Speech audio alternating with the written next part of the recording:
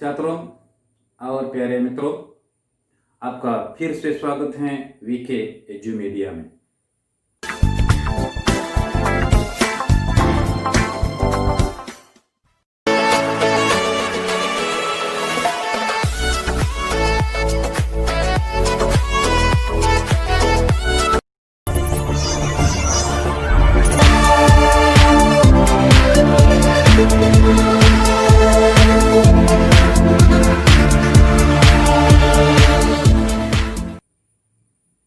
पिछले क्लास में हम लोगों ने पहली इकाई के बारे में चर्चा की है। आज हम हमारे पाठ्य पुस्तक के दूसरी इकाई के बारे में चर्चा करेंगे। दूसरी इकाई का नाम है निज भाषा उन्नति आहे। जैसा कि हम लोग जानते हैं, पहली इकाई देश प्रेम से संबंधित है, लेकिन ये दूसरी इकाई जो है भाषा प्रेम से संबंधित है। हम लोग हिंदी पढ़ने वाले लोग हैं। यहाँ हम हिंदी के बारे में चर्चा करते हैं। हिंदी कहाँ तक पूरे विश्व में फैला है, हम लोगों ने पहले बता दिया है। हिंदी दिवस के अवसर पर हम उसके बारे में हम लोगों ने चर्चा की है। पूरे विश्व में हिंदी भाषा बोलते हैं, समझते हैं। भाषा के विकास को ध्यान में रखकर भाषा का प्रचार के लिए कौन कौन सी बातें सहायक हो गई हैं? हाँ, साहित्य, अच्छे अच्छे साहित्य हिंदी में होते हैं और गीत जो हैं फिल्मी गीत होते हैं। फिल्मी गीतों के माध्यम से बहुत सारे लोग हिंदी भाषा सीखने लगते हैं। हमारे इस दूसरी इकाई में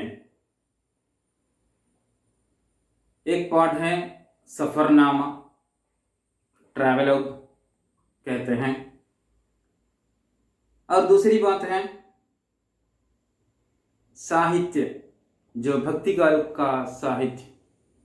भक्तिकाल को हिंदी साहित्य के सुवर्ण युग माना जाता है, golden age of Hindi literature, सुवर्ण युग। इसके बारे में चर्चा करते हैं। और हम सब लोग पसंद करते हैं फिल्मी गीत। फिल्मी गीतों के बारे में यहाँ चर्चा करते हैं।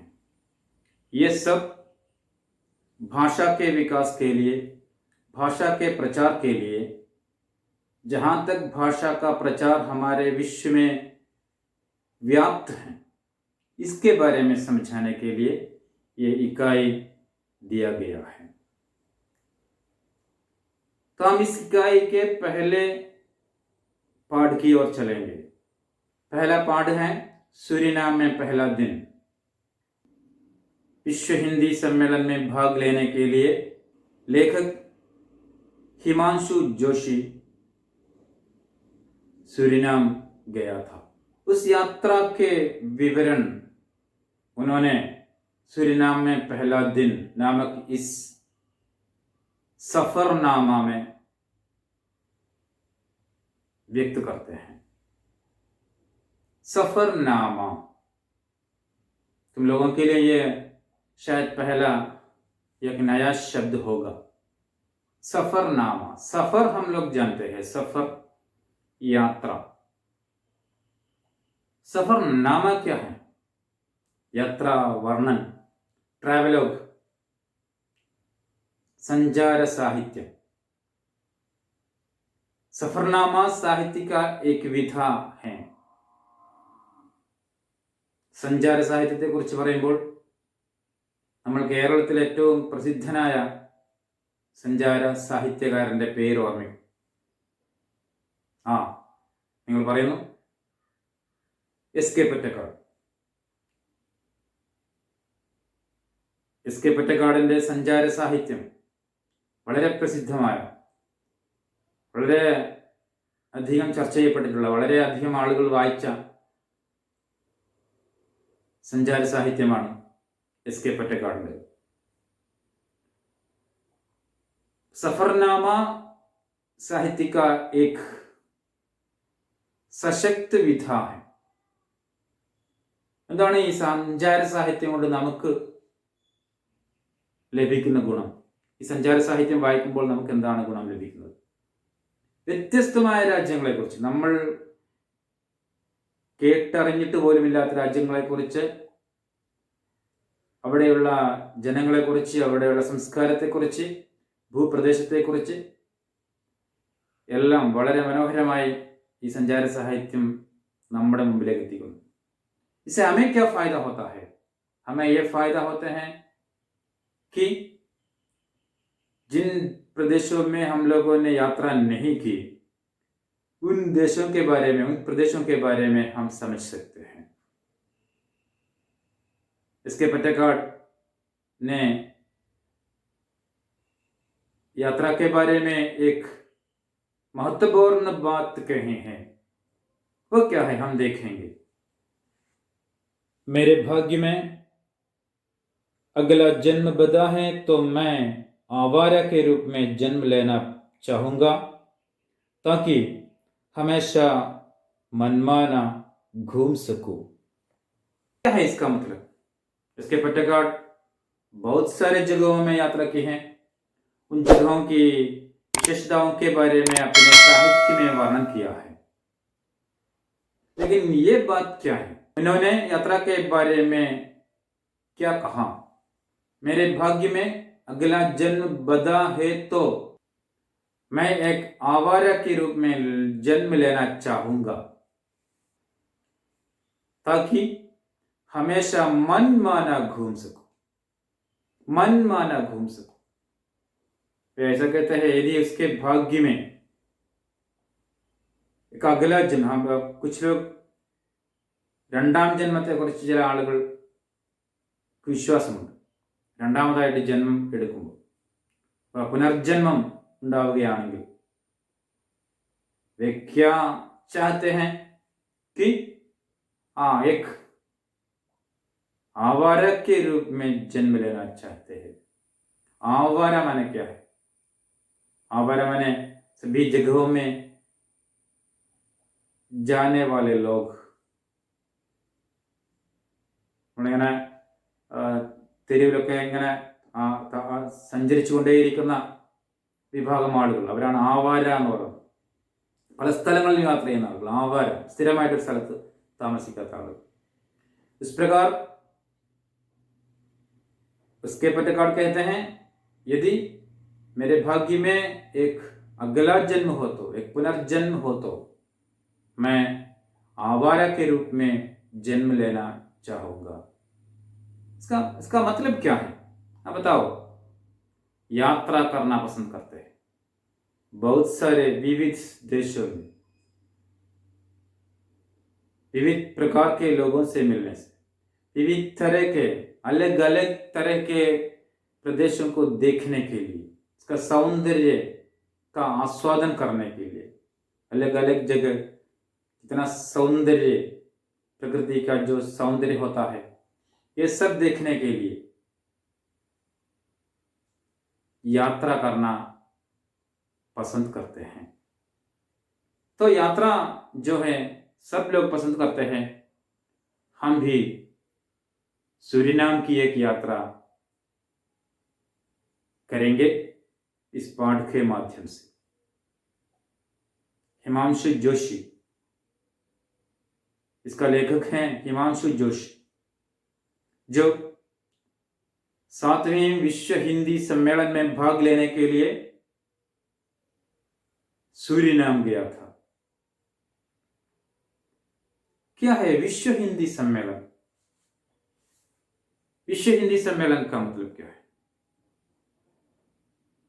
पूरे विश्व में हिंदी का प्रचार प्रसार करने के लिए बनाया गया एक समिति जो विश्व के सभी देशों में विश्व हिंदी सम्मेलन का आयोजन करते हैं. लोक हिंदी सम्मेलन. पिछले एक वीडियो में हम लोगों ने हिंदी दिवस का महत्व के बारे में बताते समय हम लोगों ने बताया है, शायद तुम लोग सुने होंगे हिंदी का महत्व कहाँ तक है।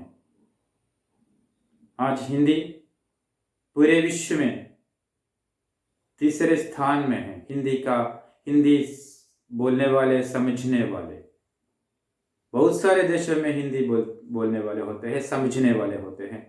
हिंदी का प्रचार प्रसार तो होते ही रहते हैं। इस बात को दृष्टि में रखकर विश्व हिंदी सम्मेलन चलाते हैं, लोक हिंदी सम्मेलन। इस प्रकार 7वीं विश्व हिंदी सम्मेलन सूरीनाम में चला जाता है। विश्व हिंदी सम्मेलन में सभी देशों के हिंदी प्रेमी, हिंदी को पसंद करने वाले, हिंदी के प्रचार में कार्य करने वाले लोग एकत्रित होते हैं, उनका सम्मेलन होते हैं। इस प्रकार सूरीनाम में विश्व हिंदी सम्मेलन में भाग लेने के लिए लेखक हिमांशु जोशी यात्रा करते हैं। इस यात्रा का वर्णन है हमारे इस पाठ में, सूरीनाम में पहला दिन।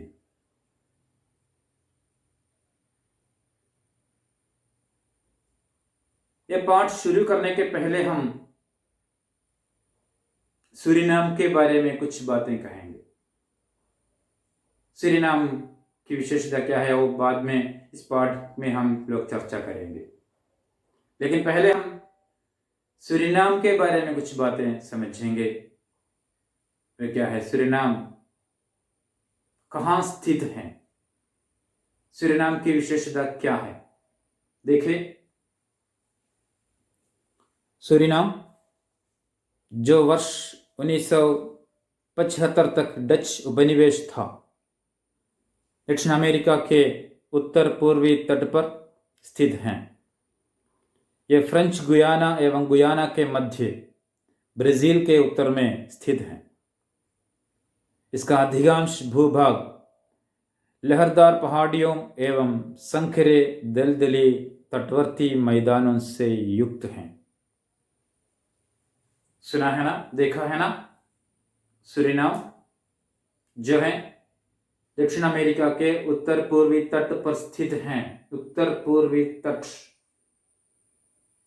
വടക്ക് കിഴക്ക് തീരത്താണ് ഇത് സ്ഥിതി ചെയ്യുന്നത്।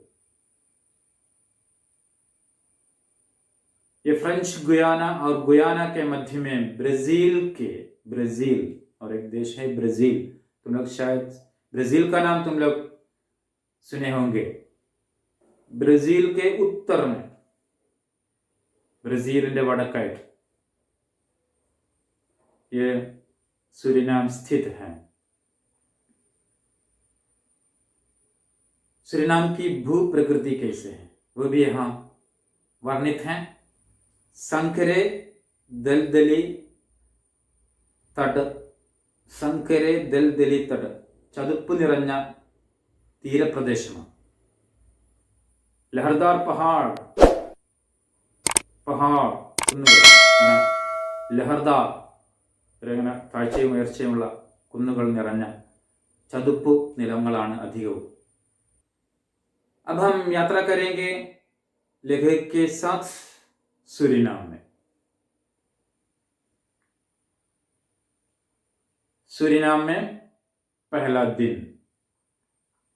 पहले हम इस पाठ का पहला अनुच्छेद पढ़ेंगे। पढ़ो।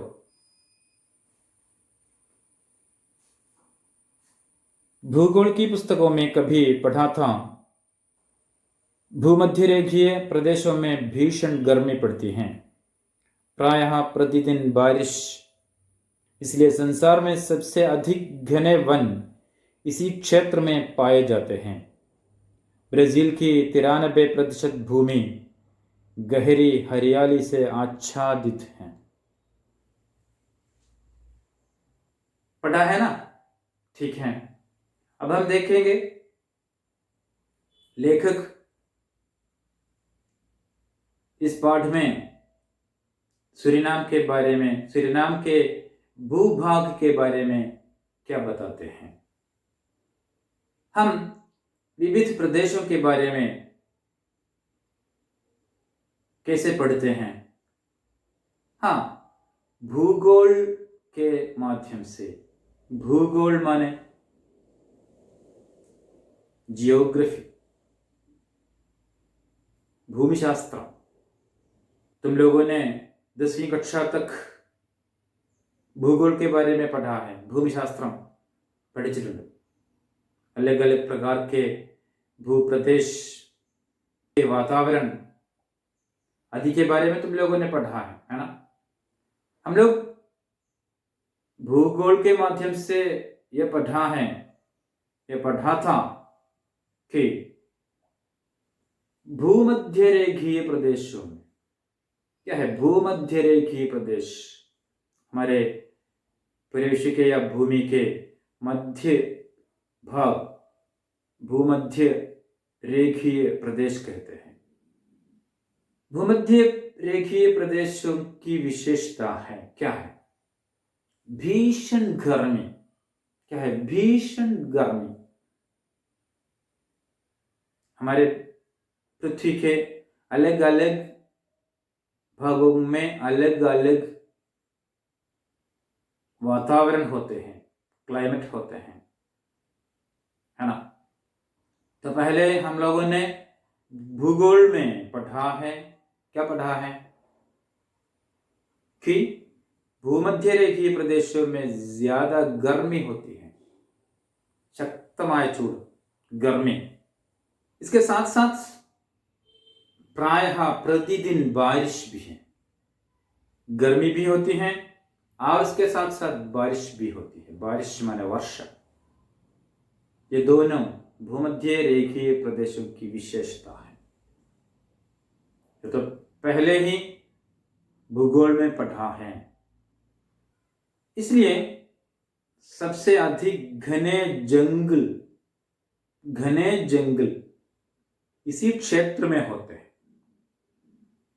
घने जंगल, इड़दिंगीय वनंगल, तो इसकी विशेषता है। वहां गर्मी भी ज्यादा है और बारिश भी। ये दोनों जंगलों के विकास के लिए या पेड़ पौधों के लिए बहुत ज्यादा आवश्यक है। तो ऐसे क्षेत्रों में क्या होते हैं? घने जंगल होते हैं। लेखक कहते हैं ब्राजील की 93% भूमि हरियाली से आच्छादित है। 93% भूमि हरियाली से आच्छादित है। हरियाली, हरा भरा पेड़ पौधे, जंगल, पच्चप हरियाली। हरियाली माने ग्रीनिश, पच्चप हरियाली से आच्छादित है। आच्छादित माने कवर्ड, ढका हुआ है। पच्चप കൊണ്ട് ഇങ്ങനെ മൂടിയ പ്രദേശമാണ്। अब हम अगला अनुच्छेद पढ़ेंगे। पढ़िए। अतीत का ये पढ़ा, आज प्रत्यक्ष देख रहे हैं, विमान से झांक रहे हैं। नीला जल, काले घने बादल और दूर कहीं हरियाली के छींटे। पढ़ा है ना? ये सूरीनाम का सुंदर दृश्य। जैसा कि लेखक ने बताया कि भूगोल में ऐसा पढ़ा था, वहां का भूप्रदेश हरियाली से आच्छादित हैं। अतीत में पढ़ा ये बात आज प्रत्यक्ष देख रहे हैं। വായിച്ചറിഞ്ഞ കാര്യം കാണുമ്പോഴുണ്ടാകുന്ന ഒരു അവസ്ഥയുണ്ടല്ലോ, അത് വളരെ വലുതാണ്। जो दृश्य यहां देख रहे हैं वो तो प्रत्यक्ष रूप में देख रहे हैं। पहले इसके बारे में पढ़ा है, लेकिन ये आज प्रत्यक्ष देख रहे हैं। कैसे देख रहे हैं? विमान से झांकते हैं। झांकना यानी എത്തി നോക്കുക, झांकना, गौर से देखना, झांकना, ഒരു നോട്ടം, ഒരു ദൃശ്യം, ഒരു ദൃഷ്ടി, झांक रहे हैं। विमान से ये दृश्य झांक रहे हैं। कौन? ये लेखक। कौन सा दृश्य उन्होंने देखा कि नीला जल, नीले रंग का जल, नीला जल, नदियों में बहने वाले या समुद्र में बहने वाले जल का रंग जो है, पानी का रंग जो है, नीला लग रहा है। बहुत सुंदर दृश्य नीचे देख रहा है। कितना मनोहर, कितना सुंदर है। हम भी देखने की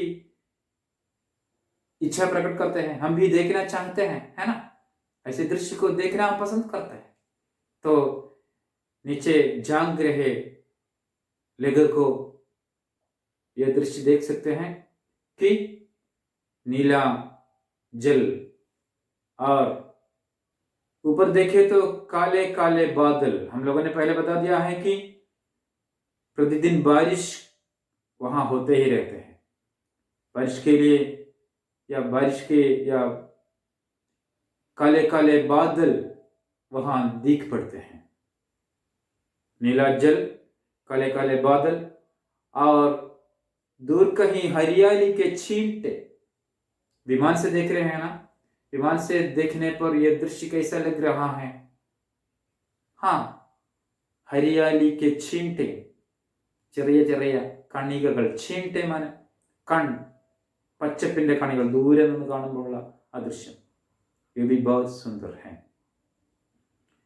ठीक है, लेखक सूरीनाम की यात्रा में है। यात्रा करते समय सूरीनाम के जो दृश्य देखता है उसका वर्णन है। आज हम यहीं पर समाप्त करेंगे। उसके पहले हम एक आध प्रश्न देखेंगे। ठीक है, प्रश्न देखो। पहला प्रश्न है, भूमध्य रेखीय प्रदेश की विशेषता क्या है? आप लोग आसानी से वो लिख सकते हैं इसका उत्तर। तो एक प्रश्न, भूमध्य रेखीय प्रदेश की विशेषता क्या है? अगला प्रश्न है, सूरीनाम में पहला दिन किस विधा की रचना है? सूरीनाम में पहला दिन किस विधा की रचना है? ये सुनते ही आप लोग बहुत आसानी से इसका उत्तर तुम लोगों के मन में आते हैं, है ना? वो तो अपने नोटबुक में लिख सकते हैं। ठीक है, इन प्रश्नों का उत्तर तुम लोग लिख सकते हैं, और कोई मदद चाहते तो अपने अध्यापकों से पूछ सकते हैं। हम अगले क्लास में इस पाठ का अगला भाग के बारे में चर्चा करेंगे। तब तक के लिए सबको धन्यवाद।